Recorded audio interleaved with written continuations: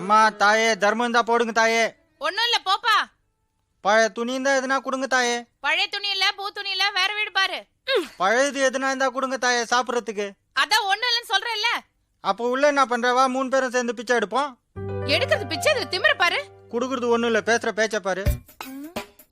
ஏண்டிமா நான் ஜோரா ட்ரெஸ் பண்ணிட்டு ஜம்முன்னு இருக்க. உன்னை பார்த்தா பிச்சைக்காரி மாதிரி தெரியலையே. எப்படி தெரியும்?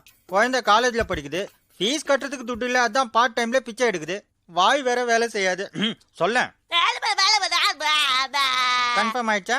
ஐயோ பாவம். அடடடா அங்க என்ன ஒரே சத்தம். ஐயோ பாருங்க மாமி, உள்ள இருந்து ஒரு பிச்சைக்காரன் சொம்போட வரும். வாய் மூடுறா. அவர் பிச்சைக்காரர் இல்லையா ஆத்துக்காரர். ஓ உங்க ஆத்து சொம்பு தானா? அடி அளவோ பிச்சைக்கார உடனே தேவையில்லாத கான்வர்சேஷன். ஏமா குழந்தை இங்க வா, இந்த 50 காசு இத வச்சு ஏதாவது பிசினஸ் பண்ணி பொழைச்சுக்கோ. யோ இந்த 50 பைசால நாய்க்கு பொற கூட வாங்க முடியாது, இதுல நாங்க பொழைக்கணுமா? ஊமனே பேசுறா. பின்ன நீ போற 50 பைசா